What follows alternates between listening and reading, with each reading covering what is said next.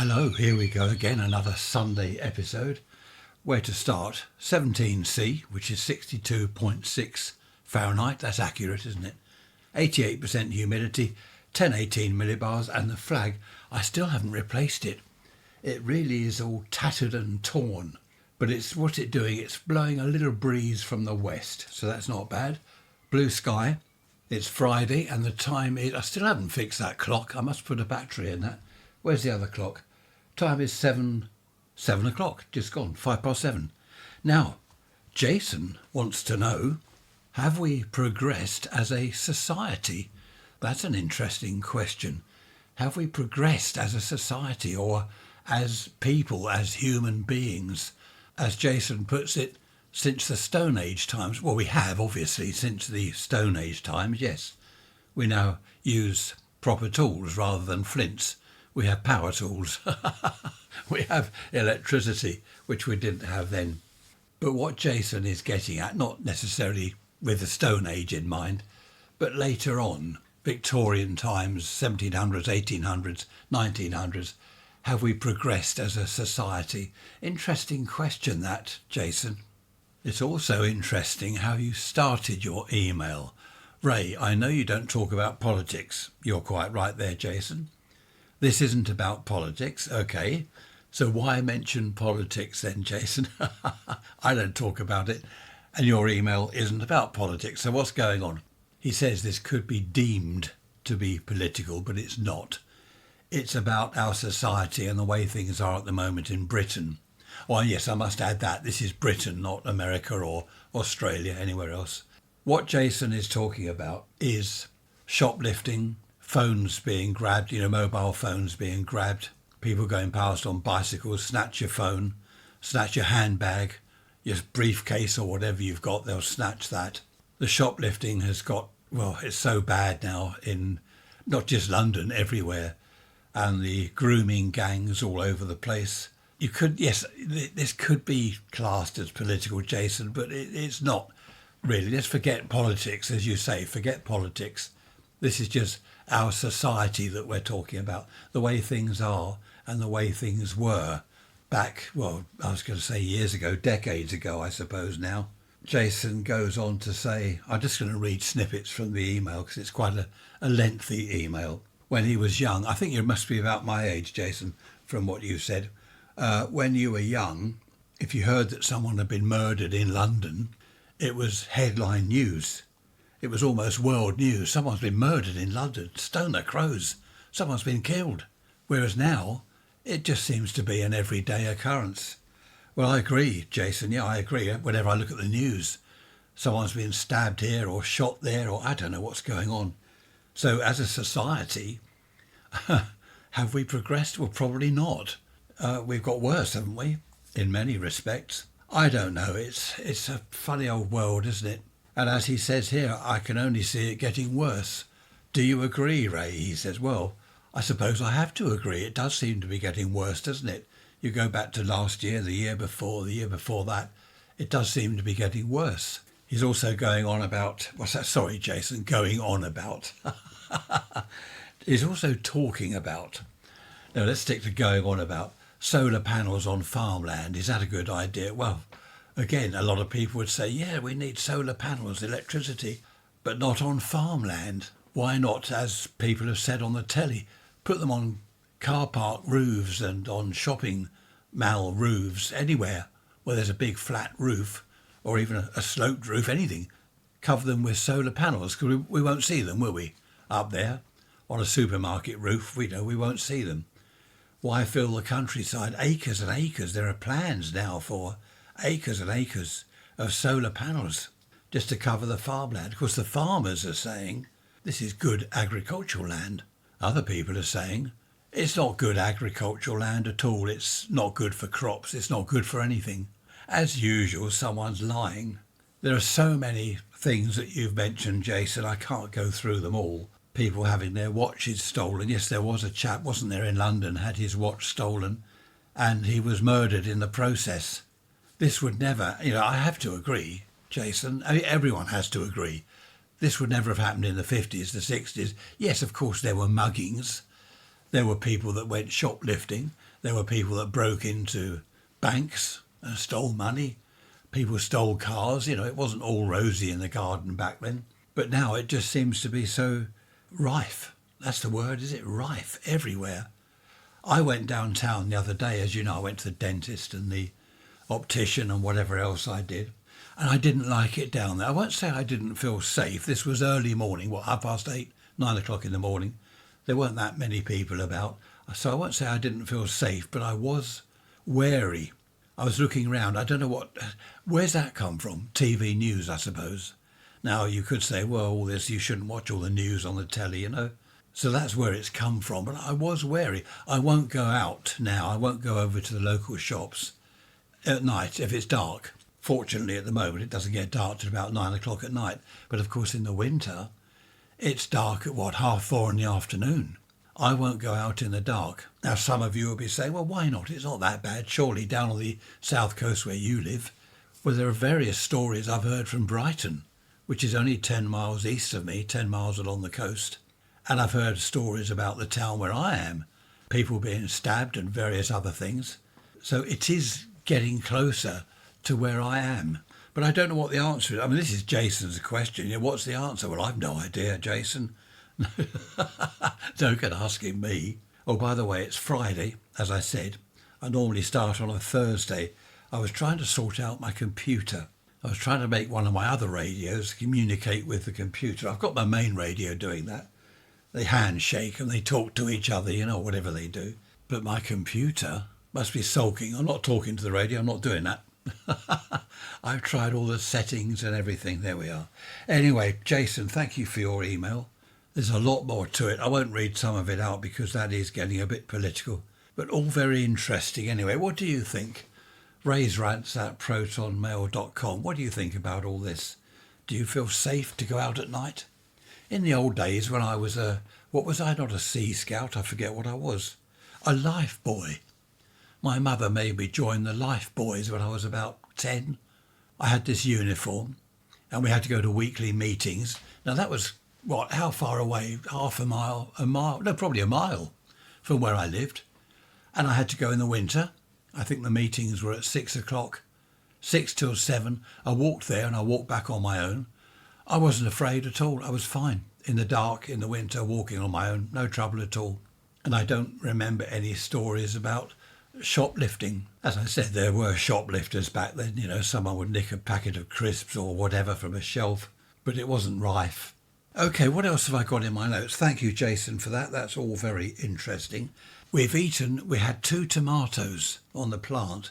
Is it a plant or a vine? 2 tomatoes were actually ripe. So Trish and I have one each. What a difference. Supermarket tomatoes or homegrown straight off the vine. What a difference. The taste of our own tomatoes, fantastic. Now, of course, this is the thing. Here's the thing. They're trying, I say they, the government. Now, I'm not going political. We won't say the government, we'll say they, because they sort of is everything, isn't it? I got a bit of a rough throat this morning, probably talking too much. They say they want to build houses on allotments. The government are going to tell local councils you can now sell allotment land for housing to developers to build houses. I have had loads of emails, and I mean loads from you. Thank you for that. It's taken me hours to answer them all. All saying the same thing, basically. We want our allotments. Quite a few of you have an allotment, and you're growing your own vegetables and fruit and all sorts. For some of you, it's a bit of a hobby, which pays off, of course, because you've got your food there. For others, it's a lifeline, because you're able to grow a lot of food that you couldn't afford to go out and buy. So, yes, what do you think about that then? And, of course, food that you've grown yourself, straight out of the ground, straight off the vine, straight off the plant, the tree, whatever. We've just been given a load of plums. Trisha's sister and her husband, they've got a plum tree, apple tree. We had apples, and Trisha made blackberry and apple pie. Now we've got plums, so she's going to make some sort of plum pie. Really nice homegrown stuff, no chemicals on it. No dreadful thing has been put in the soil to feed the plants or anything. Just proper homegrown food. And all of you, everyone listening to this now has emailed me. Well, not quite. Loads of you have emailed, though. This is disgusting. This is terrible. They can't take away allotments, blah, blah, blah. You see, this is something else that's happening. It's all a little bit at a time, isn't it? Take away allotments, then we'll do this, then we'll take that away, then we'll do that. A little bit at a time. What do they call it? Stealth, isn't it? Stealth. What are we going to end up with? I don't know. It's worrying. It is worrying what we're going to end up with. I remember, who remembers this? A car by the side of the road, a country lane, and outside the car they've parked, they pulled into a lay-by, and they're having a picnic. They've got a little table. Mother is there. I say mother because they might have a couple of kids with them, and the mother always did the picnic. Yes, I know that's sexist, but that's the way it was back then, so be quiet. Right, mother is she's got a teapot, pouring the tea, cups and saucers, not plastic cups, maybe Bakelite, not disposable plastic cups that just clog up the oceans. They got some sandwiches, bit of homemade cake, a flask of tea or coffee, and they're sitting by the roadside having a picnic. I used to pass that sort of thing in the summer many times. I'm out in the country, driving along, there's a lay-by and a car parked and a family having a picnic. I did used to think it's a bit odd right by the side of the road, why not move off the road a bit into a field? I suppose some people did, but the thing is it was a farmer's field, I don't know. They probably found it easier just to sit with a car there, and they always had the boot open. The trunk was always open. I suppose there they had blankets and bits and pieces, whatever. But that was lovely though, on a Sunday, potter out in the car, motor out into the countryside, park the car there, have a cup of tea. When I said a flask of tea, some people had a thermos flask, but others did have a teapot and a little camping gas stove. GAZ, wasn't it? Camping gas. Do you remember that? Was it butane or calogas or whatever it was in there? And you put the kettle on there, on this little gas stove, and you'd warm the kettle up, get it to boiling, pour it in the teapot, warm the pot first, of course, warm it first, then pour it in the teapot. And of course it was real tea, not tea bags. So you had a tea strainer. Who remembers tea strainers? It was all done properly. A little milk jug, a little bowl, a sugar bowl. I like all that. I like all that sort of thing. It's really good. It's excellent. I remember if I stayed at my grandparents', I remember in the morning for breakfast, there were napkins with a silver ring, round the napkin rolled up by the side of each place that was set. They used to lay the table the night before. I remember that when I stayed there, all laid the night before. One thing that my grandmother did, which I thought very odd when I was a child, what I do, what most people do, you take a loaf and you cut a slice of bread from the loaf and then you butter the bread, the slice. What she did, she took the loaf and buttered the end of the loaf, then cut the slice off, cut the buttered slice off. Is that a bit odd? Do you remember people doing that, or did you do that in the old days? If you're old enough to have old days, that is. I remember thinking that was strange. I suppose it's a lot easier to put the butter on the end of the loaf and then cut that slice off, the buttered slice. If I try to put butter, I don't know why I have problems with this, a slice of bread, I try and butter it, and I end up with a hole in the middle of the slice. The bread sort of sticks to the butter and curls up. So I've got 4 crusts all around with a big hole in the middle. I don't quite know what goes on there. I don't know. I don't do things properly, I suppose. One thing I have done properly, I've put the flag up. The new flag, it's looking nice out there. There's a wind from the west, quite a wind actually. So that's good. The other one was really tatty. It was all torn and ripped. Apparently it's disrespectful to fly a flag that is dirty or torn and ripped, as mine was. Also, when you take the old flag down, you're supposed to not screw it up and put it in the dustbin, as I did. You're meant to fold it neatly and put it, I don't know where you put it, probably in the dustbin, but fold it neatly to be respectful to the Union flag. There we are. You didn't know that, did you? Just going back to allotments for a minute, our friend of ours, we were talking to her the other day. She's got a large allotment. Now she pays rent. I forget what it was, how much the rent is. But she sells quite a bit of her produce, her vegetables and bits and pieces, which more than covers the rent of the allotment. Now, a few of you in your emails have said to me that your allotment, it gives you a sort of supplementary income to whatever income you've got. You might be on a part-time job, even a full-time job, or perhaps you're on benefits or whatever. So your allotment does help towards everything, selling your vegetables and things. So It would be a shame if they did away. We used to have orchards. Do you remember orchards everywhere? Apples and pears and plums, all sorts of orchards around. I used to go scrumping and get caught. You get some chap shouting, "Hey, get out of there, get out of there. I'll call the police." I remember that. Clamber over a brick wall or a fence with a bag full of apples or whatever. Happy days. Oh, by the way, earlier I mentioned plums. Trisha's sister and her husband growing plums. They don't grow plums at all. It's pears. That's what I meant. Pears, apples and pears. Stairs, if you're a Cockney. So what we've got now is a load of pears, which Trisha is going to do something with. She made apple and blackberry pie, which is really nice. So I don't know what we're going to do with the pears, but she will think of something. So that's good. What else is happening? The weather's not looking too... It's very warm, but it's not looking too good out there. I'm going to go for a walk in a minute, try and ease my back off, because my back's still a little bit... It's a bit tight, I think. I've just got to be careful not to twist and things like that. So I'm going to have a walk, only around a few local streets. I quite like looking at people's gardens, their front gardens, as we walk round, see what they've done or haven't done. Most of them are quite nice. Some are terrible, just overgrown with weeds and rubbish everywhere. But most of them are really nice. I like to have a spy to see what other people are doing. Many years ago when we lived in the village, we had a huge garden. The front garden was huge and the back garden was massive, mahoosive. It really was. And I remember growing, what was it, pumpkins. I remember growing pumpkins there. Do you remember that? North Carolina sun, do you remember the pumpkins?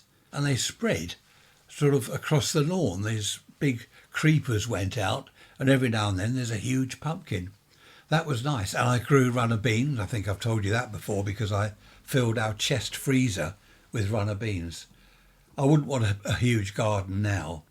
It's just too much, a massive lawn and all that to mow. It's just too much. It would be too much for me to do. It's not that I'm old, it's just that it takes up so much time and effort to keep a really big garden, to keep it nice. Of course, some people don't like gardening at all, do they? They just want to go and sit in a flat, which is fine. Each to their own, as I'm always saying, each to their own. Happy days. There's a patch of blue sky there. It's meant to be getting hotter. Did I tell you that? Meant to be getting hotter. Do you know, when I was a kid, school, summer holidays, never listened to the weather forecast, never listened to it. I remember Mum and Dad saying, oh, it's going to be hot this week, or it's going to cool down, it's going to rain. Never took any notice. If it rained a bit, just a few showers here and there, doesn't matter, go over the woods. So you get wet, and what's the problem? It's only water. These days, it made me laugh the other day. Trisha's mum, she was saying, have you seen these kids walking to school? Pouring with rain, and the boys have just got a shirt on top, nothing else. The girls have just got a blouse and skirt or whatever, and they're getting soaked. No jacket, no rain mac, no coat, nothing like that. It's pouring with rain. And I said, well, we did that. I remember doing that. I remember cycling to school in the pouring rain. I did have my blazer. We had to wear a blazer. We had a cap. Did you have a cap at school? We never wore it. I used to stuff it in my pocket. We all did, stuff the cap in the inside pocket. Then if some teacher said, oh, you boy, where's your cap? Well, it's here, sir. Put it on your head, when he'd gone, take it off again. I don't know why we had to have caps, but we all got soaking wet. I remember going over the woods in the rain, coming back, my jeans were soaked, my shirt was soaked. It didn't matter, it's only water. And you don't catch your death of cold, as they used to say, because you've been out in the rain. How can going out in the rain and getting wet, how can that give you a cold or flu, influenza? Well, of course it can't. I always thought that was daft. I remember my old grandmother, not the loaf of bread buttered one end one, this other grandmother, my favourite one, Nan we used to call her. She used to say to me, you'll catch your death of cold if you go out of that rain. And I used to think, no, I didn't argue with her, but I thought, of course I won't. It's water, Doesn't matter, does it? You don't get a cold if you have a bath or a shower. Why should you have a cold if you go in the rain? I don't know. All the things they used to say back then. Now that grandmother, she lived up in Surrey. And she was the one that used to come down here some weekends to see us lot. She'd collect cuttlefish from the beach for her husband. He had an aviary with all these budgie things in it down the garden. It was full of birds and they liked the cuttlefish. She collects seaweed to hang outside her back door, a little porch place. That was for the weather forecast. If the seaweed's damp, it's going to rain. If it's dry, it's going to be sunny. That worked. She was accurate with the weather forecast. She'd say it's going to rain tomorrow, and it did. Unlike the Met Office. Any Met Office workers, staff listening to this? Perhaps you'd let me know what you do with these millions of pounds worth of computers. Do you turn them on at all to have a look? I know you do, of course you do. You can't really forecast the weather. Look at that sky now. Just now, Trish said to me, that's black over there over to the north, it's going to rain. And now that black has all gone. This was only half an hour ago, and it's blue sky. Amazing, isn't it? You can't forecast anything. Have you ever seen those Look at Life programmes, if you're in Britain, that is? Short films, probably 10 minutes long. I don't think they're any longer than 10 minutes or so. All about the old days, the 50s, the 60s. They'll do a film, for example, about coal mining, something like that. I watched one, was it last night, about females, ladies, going into the Navy, the Wrens, the Royal Navy. Some of them were radio officers, they learnt Morse code, and you see them sending Morse code. Others were typists. Others went out on boats doing various things. Very interesting. There's a lot, actually. If you look on YouTube, in the old days, you'd look in an encyclopedia, wouldn't you? I remember we had a huge encyclopedia. We had The World of the Children. These days, of course, you just go on YouTube. There's everything there. Whatever you look up, it's there on YouTube. I recently looked up the history of cricket online, just out of interest, I forget why. And up comes all the information. There's text and there's YouTube videos, there's all sorts, which is really good. But of course, the old days, I had these encyclopedias. I think there were 4 volumes, The World of the Children, and they were aimed at children. Everything in there was amazing. They had line drawings. So if you look up Stone Age men, there's an article all about it. Line drawings of a Stone Age man in a cave, you know. Interesting stuff. But of course, these days you don't need encyclopedias. It's a shame because they were fantastic things to look through. Of course, I looked up electricity, magnetism, radio, that sort of thing. Then as I got to, what was I, perhaps 6, 7, 8, as I got older, 11, 12, 13, I started getting radio books. Do you know, I've got hundreds of radio books. Some of them go back to the 30s, and I think even earlier than that. What I find fascinating about them is you read a book from the 30s, it'll say these are the latest developments in radio communication, and they're showing you pictures of big old valves and huge bits of equipment. And of course, that was cutting edge technology, wasn't it? Whereas now, you look at it, you think, goodness me, that's dreadful, it's awful old stuff. But back then, that was it. That was modern day electronics. I remember my first radio, or several radios, huge things, quite difficult to lift, full of valves and everything. And now, look at my radios now. In fact, talking to North Carolina Sun the other day about one of my radios, it's an SDR radio, software defined radio. It looks like an ordinary transmitter receiver in a box, quite normal, but it's sort of computerized somehow. I don't understand it all. Another thing I've got is a small black box. That's an SDR thing. Just a black box. You plug it into the computer. You've got to have a computer program to run it. Okay. And you connect an aerial to the little box, and it turns your computer into a communications receiver. Long wave, medium wave, short wave, VHF, UHF. Listen to the local taxis or whatever. It's amazing, all from this little box about the size of a tobacco tin. You'd never believe it, would you? If someone had said to me in the old days, there's going to be a little black box you plug into a computer, and it's going to be far better than any equipment we've got now, even the most expensive equipment that we've got now. This little box, I would have said, oh, go on, pull the other one. Mind you, back in the 60s, in the radio and TV workshop, people were talking about flat screen televisions that you hang on the wall. And most of us were saying you can't do that. It's not possible with the tube, you know, the cathode ray tube, the big glass tube. You can't make it so it's an inch width, you know, a big flat screen, perhaps an inch deep. You can't do it. It won't work. Of course, it won't work. That's why you don't have a cathode ray tube, the big glass tube. Move away from that. what do they say? Think outside the box. Had someone back then said, no, forget the tube. It'll be some other method of having the picture, some other way of doing it. Then I might have thought, actually, yes, that could be possible. Back then we just thought the whole thing was impossible. What is it with computers? I've just done a 5-minute recording, rambling on like I do, talking a load of rubbish, blah, blah, blah, only to find that the computer had decided not to use this microphone anymore, but use the one on the camera right over there by the window. So you could hear me in the distance. Hello, can you hear me over there? Why did the computer switch microphones? What is the point? I don't understand it. Computers are great when they're working, but when they go wrong, this has happened before. It's happened before. I do a nice bit of recording. I think, oh, that's good. That worked out well. Oh, look at that blue sky now. Totally blue. We've just been round the block, by the way. Just walked round the block. Bit of fresh air. Do my back good. So I don't know what it is with computers. I mean, what's the point? I sit here doing a 5-minute recording. Very pleased with that. Play it back and you can hear me in the distance somewhere. I don't know.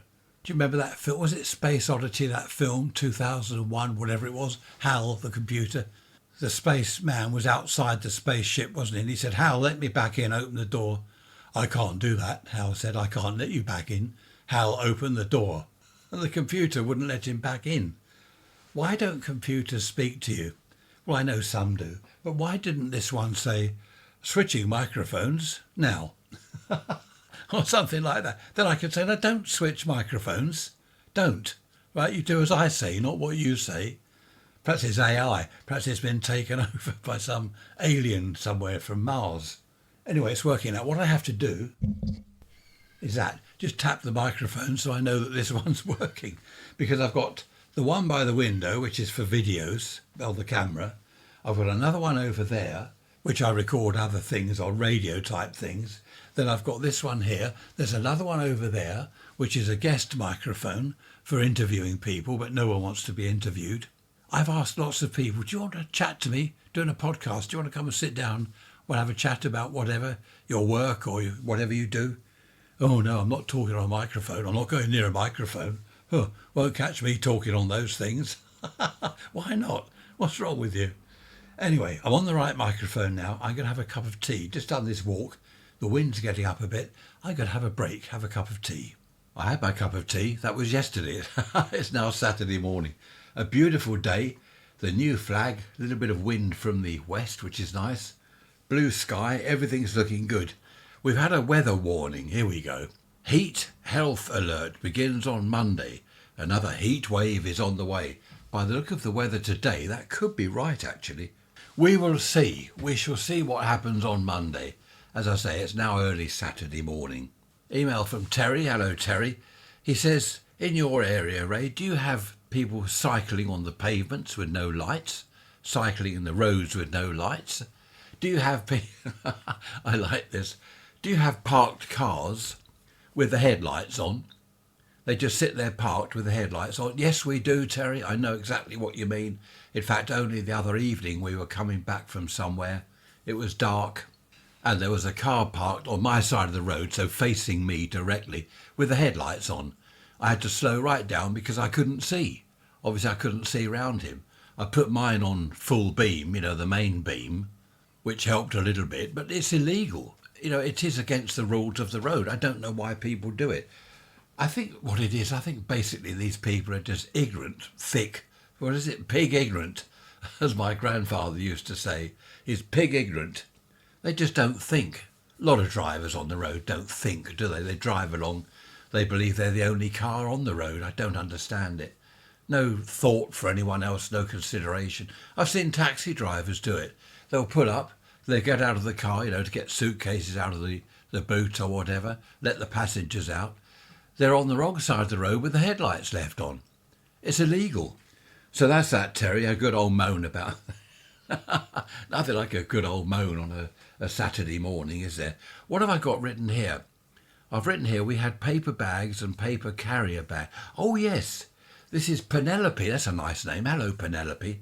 You emailed me the other day and I made this note here. You're saying, I think we've covered this before. We had electric trolley buses in the 40s, 50s, well, earlier than that, I believe. Then they went to diesel. Now they're going back to electric.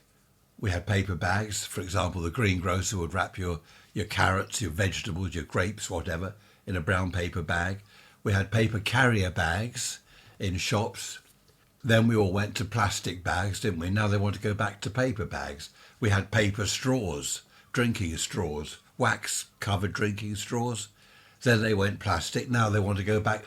It's all going back and forth. What goes round, this is what Penelope says, what goes round comes round. I know, and I've said this before, Penelope, dare I say this? What goes round comes round. Well, the miniskirts haven't come back yet from the 1960s. What do you like, you're saying? Behave yourself, raise rants, behave yourself. No, just a thought, because it's true, isn't it? What goes round comes round. Fashion comes back again, it goes in and out of fashion. All these things just go full circle. But that's true though, isn't it? We had electric buses, we had electric everything. Then everything went diesel, didn't it? Even the trains, the engines went to diesel from steam. I mean, that was fair enough. You couldn't have steam forever. But the buses went to diesel, lorries were diesel. Everything was diesel. Now they want to go back to electric. As for bicycles with no lights, I don't understand that. I mean, this has been going on for years. When I was a kid, I was cycling along in the dark and unbeknown to me, my rear light wasn't on. The battery had gone. And this copper stopped me. He was on the bike and, "Oi, your back light's not on.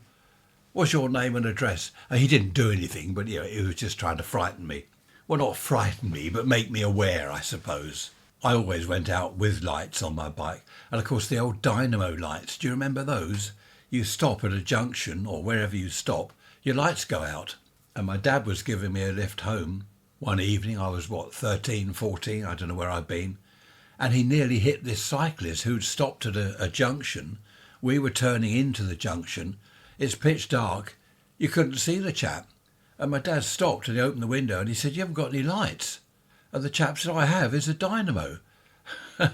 And my dad said, "Well, that's a lot of good, isn't it? When you stop, you haven't got any lights." I nearly ran you over. The dynamo was all very well while you're cycling along, of course, but once you stop, that's it. Bikes these days, they just do what they like, really, don't they? Look at one-way streets, one-way roads. Cyclists go both ways.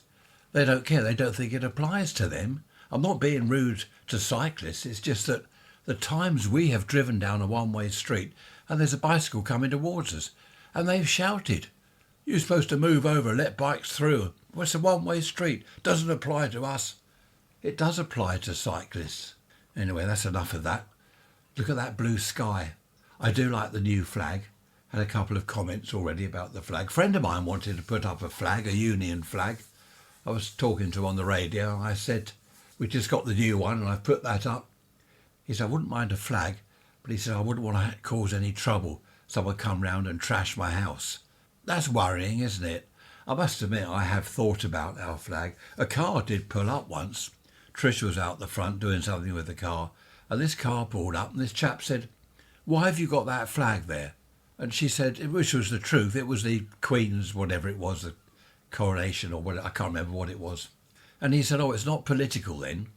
And she said, "Well, it's the British flag, it's the UK flag. It's not political at all, is it?"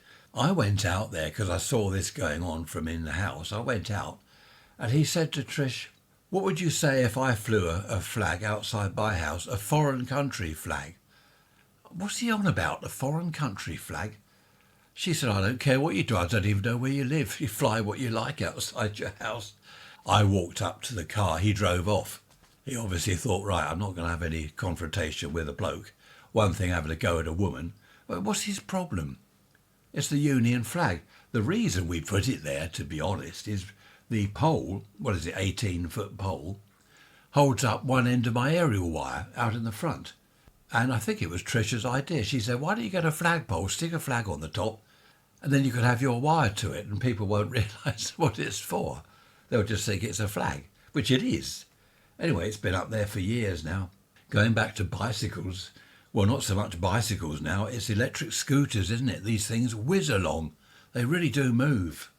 You step out of your front pathway, if you've got hedges, for example, you step out onto the pavement. If a wheelchair doesn't flatten you because they move, Some of these electric wheelchair things, if that doesn't flatten you, an electric scooter will. Or a bicycle. I don't know, it's all gone wrong. Everything's gone wrong, hasn't it? Nothing seems to work anymore. From my train cancelled, I won't forget that. I told you, didn't I, last week?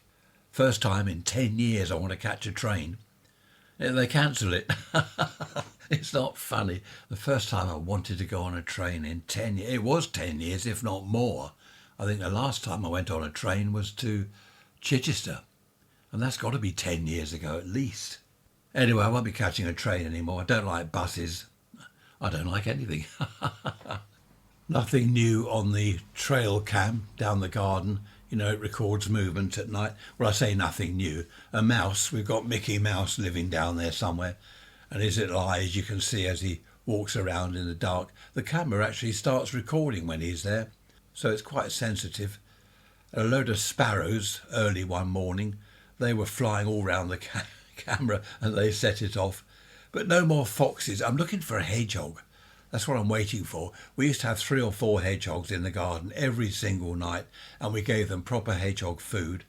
And you could hear them, they're very noisy eaters, munching away and scuffling about. Fantastic to watch them. But we don't have hedgehogs. I haven't seen a hedgehog now for about 3 years, which is a shame. I don't know where they've all gone. In fact, the squirrels in the garden, we've got 3 or 4 regular squirrels now.